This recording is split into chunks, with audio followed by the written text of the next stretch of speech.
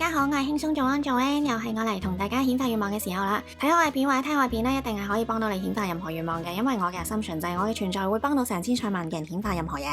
開始之前呢，首先要提翻大家先，如果你未加入做會員嘅話呢，可以考慮翻加入啦，因為呢，只要成為我嘅會員嘅話呢，你就可以參加每個月嘅免費蠟燭儀式啦，免費幫你去清能量啦，免費做直播調頻啦，亦都可以享用晒我咁多條嘅 affirmation 片啦，同埋一啲會員專享嘅顯化 tips 啦。記住，如果大家要做會員嘅話呢，考慮用翻 Android 機啦，或者用電腦啦，或者就算用 iPhone 嘅話呢，都去翻網頁版嗰度加入，而唔係用個 iPhone app 啦，咁你就唔使俾人偷蘋果稅啦。好啦，我今日要同大家講一個非常之 straightforward 嘅 concept， 就係你覺得自己值幾多，個宇宙就會俾幾多你。就算你俾人 PUA 到你價值好低，俾人呃過10次8次，俾人飛咗20次都好，你都要同自己講，黐線，我不嬲都多人追噶啦，我不嬲都才華洋溢噶啦，我不嬲都受人賞識噶啦，我不嬲都簡直係賺錢天才啦。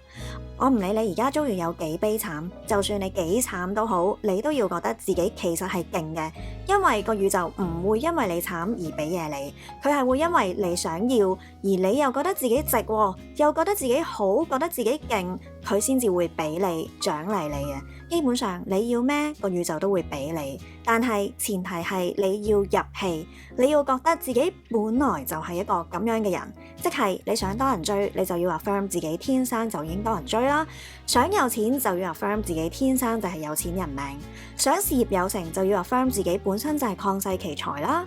而入戲只係需要你熟讀劇本，即係你嗰啲正面肯定句，即係我呢個 channel 所有嘅 affirmation 片，你只要覺得啱聽嘅你就聽，你講嘅 affirmation， 你諗嘅 affirmation， 呢啲就係你嘅劇本啦。你甚至唔需要真係走去讀幾個學位翻嚟，個宇宙先會承認你身份㗎，反而係因為你開始自己內在狀態入咗戲啦，你已經覺得自己係一個咁嘅人啦，已經 affirm 到覺得自己真係曠世奇才，你就突然有動力去讀書，突然收到宇宙 signal， 可能俾個機會你去做生意，突然收到 signal 叫你去參加下聯誼，去下啲 gathering， 去下飲嘢識下人，但係你一日都仲係覺得自己未夠好啊，未係時候啊，未得啊，唔知點解啲嘢都仲未嚟啊，都係未有啊，我都係唔夠叻啊，唔夠勁啊。就算俾你1個星期同人飲足7晚嘢都好啦，你都只係會坐冷板凳，吃力不討好。所以我講咁多嘢，唔係叫大家咩都唔做喺度等運到，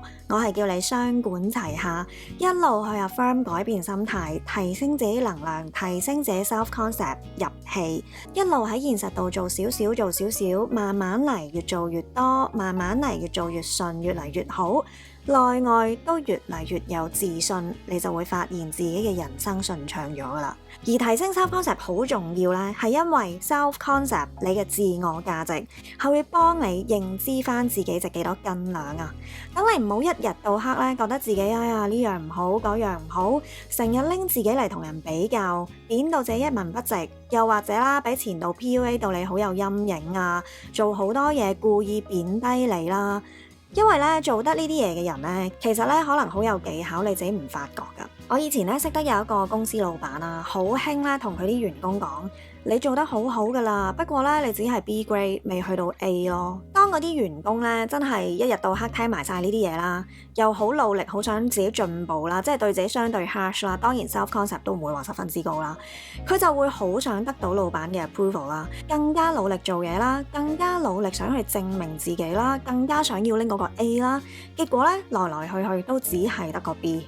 久而久之咧，嗰啲員工咧就越嚟越覺得自己唔夠好啦，人工又唔夠膽叫高啲啦，但係負責嘅嘢咧做嘢咧就越嚟越多啦。咁講真啦，如果你真係唔夠好，你真係得 B 嘅話，就唔會俾你負責咁多嘢啦，仲要所有重要嘢都俾晒你做喎，又唔見佢真係揾個 A grade 嘅翻嚟做，因為呢個人根本就唔存在，唯一有 A 嘅可能就係阿老闆自己咯。咁 self concept 嘅好處係咩呢？就係當你 self concept 高嘅時候，或者正常啦嚇，你就會認知到你自己嘅價值。就算俾人猛咁話你只係得 B、C、D、E 嘅咋，你冇 A 㗎，你都好清楚自己份量，你都會好清楚，即係你講就係㗎啦咩？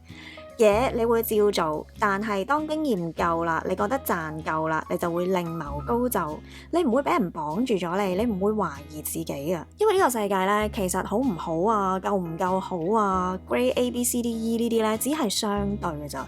永遠都會有人差過自己，永遠都有人好過自己。你同嗰啲好 top tier 嘅世界首富比，咁你咪得個 B 咯，或者 C D E 咯。你 self concept 好咧，你就會知咧，其實你想要嘅嘢，你而家做緊嘅嘢咧，根本就唔需要你完美先做到噶。大部分人咧，其實打份工咧，使唔使勁到愛因斯坦咁，你先至值得嗌到5000蚊人工咧？係唔使噶嘛。就算我當你想自己月入6位數、7位數幾多數都好啦，你都唔使真係勁到 Elon Musk 咁，你先可以值呢個錢噶嘛。你真係勁到咁嘅時候，你可能唔係同地球人打交道噶。OK， 宇宙法則係咁嘅，你覺得自己值幾多咧？呢個宇宙就會俾幾多嘢你。而大家揾我諮詢咧，點解好多時候咧，我都會叫佢，喂，你認清楚你自己有幾好先啦。你嘅願望係咩啫？大部分人其實都係想正正常常拍拖、結婚、生仔、組織自己家庭，幸福福、開開心心啦，都唔係話好大上頭啦，係咪？就算你想賺幾多錢，就算你想做明星，就算你想自己幾咁受歡迎都好啦，你環顧四周啦，其實大部分人都係因為自我價值高，即係自己覺得自己值而有嗰樣嘢。而唔係因為佢哋本身哇真係天才啊，真係讀咗30個 PhD 啊，佢先至得到嗰樣嘢㗎。所以咧，當你對自己咁 harsh 嘅時候咧，你自我價值咁低咧，其實只係話緊俾個宇宙聽，我唔值咁多啊，你唔使俾咁多嘢我啦。但係你又唔好以為我喺度同人唱緊反調，即係叫你咩都唔好做啊，喺屋企嗰度 hea 啦。而係因為咧，當你 self concept 夠高，你反而更加有動力去學嘢啦，去做好啲啦，去幫自己升值啊。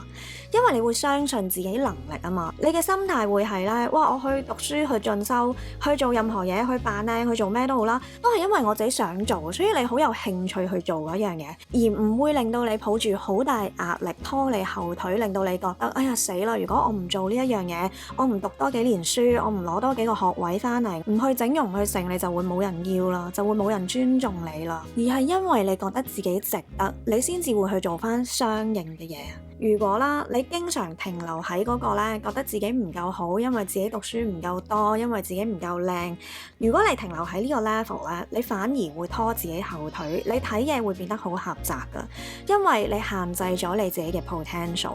你就好似嗰啲三姑六婆咁樣覺得，哎呀，你一定要入名校，一定要贏在起跑線，你先至會事業有成，你先會賺到錢。呢個世界冇咁大隻蛤乸隨街跳噶，冇呢啲嘢噶。如果你做咩都只係為咗迎合人哋要求啦，想有人讚你啦，人尊重你啦，因為你覺得自己而家未夠好嘅話呢，咁你係注定會失望嘅。因為呢個世界大部分人都好似我講嗰位公司老闆咁，非常吝嗇讚美。佢可能係會讚你嘅，佢俾啲 bread crumbs 你咯，俾啲麵包碎你咯，等你繼續賣命，繼續爭取佢認同。但係無論你值幾多都好啦，佢都只係會話你只係 B grade。點解我成日叫大家做 affirmation 狂吹捧自己嚟提升 self concept 呢？因為我要你首先覺得自己值啊！你要首先覺得自己就係值呢一個錢，我行出嚟嘅氣場就係值1000萬，我就係桃花好旺嘅女神男神，人哋先會俾你嘅氣場感染噶，而唔係調翻轉人哋 PUA 你啊！個宇宙咧先至會幫你改寫現實嚟襯翻你嘅自我價值，襯翻你嗰道氣啊！我做靈擺調頻咧，幫人清理關於錢嘅障礙嘅時候咧，即係或者成日遇人不淑啊，出唔到鋪嘅人咧，多數啊出現嗰啲 negative energy 要清嘅嘢咧，都係咧自我限制啦、自我價值低啦、自尊心低啦、自我懲罰啦，即係嗰啲自己覺得自己唔好嘅呢一類啊。好少會係要清你哋咩驕傲自大啊、太自負啊，所以搞到你遇人不淑啊，好少會係咁啊。所以其實 self concept 低咧，唔只係會令到你長期情緒唔好啦，成日都會貶低自己啦，仲會實際影響你收到嘅嘢，即係你條命啊！簡單講，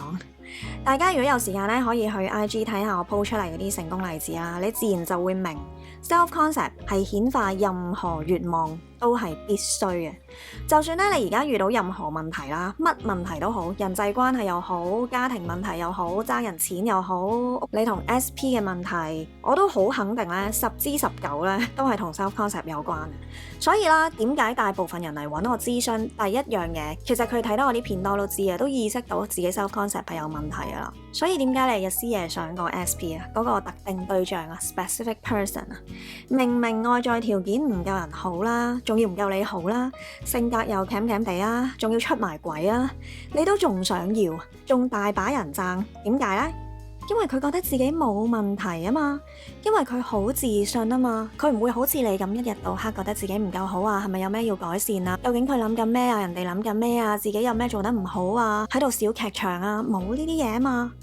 嗱，我唔係鼓勵大家要人無恥變無敵啊！雖然呢一樣嘢係的而且確喺呢個世界係成立嘅，但係我呢個 channel 唔係為咗宣揚你哋要幾咁無恥，我係想你專注翻喺自己身上，留意翻多啲自己有幾咁好啊！你細個阿爸阿媽唔讚你嗰啲嘢，由佢啦，我唔使你讚啊，我自己識得讚自己啊 ！OK， 一個人最需要學習嘅就係知道點樣同自己相處，一年365日。好多時其實咧，你對住嘅唔係你嘅另一半，唔係你屋企人，唔係你公司嘅同事，而係你自己。夜闌人靜嘅時候，你點樣同你自己講嘢㗎？平時遇到咩挫折啊，遇到咩開心嘢啊，咩唔開心嘢，你係點樣同自己講嘢㗎？人哋話你嘅時候，批評你嘅時候，你係會點樣同自己講㗎？你係會認同人哋話埋自己一份啦，定還是你會首先安慰咗自己，覺得自己幾好啊，然後有機會咪去進修下咯，繼續提升自己升呢啊，咁你嘅命運咪可以改善咯。讚多啲自己，唔好一有小劇場就癲晒，然後咧就係咁轉牛角尖，係咁覺得自己唔夠好啦，人哋又好好啦，人哋又覺得你唔好啦，人哋點諗啦，佢點諗啦，點解自己仲係單身啦，點解自己仲係冇錢啦，你係要入戲啊！就算而家阿 SP 喺你面前兜口兜面同你講話，我唔愛你啦，你走啦，我覺得你一文不值啊，你都要同自己講黐線咯，我唔係。我不嬲都好到爆炸，你講就係啦，唔好玩啦，我不知幾好啦。經常做 self concept 嘅 affirmation，百利而無一害。我可以保證大家，如果你真係有聽聽話話，改善你嘅自我對話，做好你啲 self concept 嘅 affirmation 咧，一定可以升翻上把位，所有嘢都如魚得水，水到渠成。OK， 如果仲有問題嘅話，揾我做1對1諮詢啦，或者揾我做調頻啦。我哋下次再見，拜拜。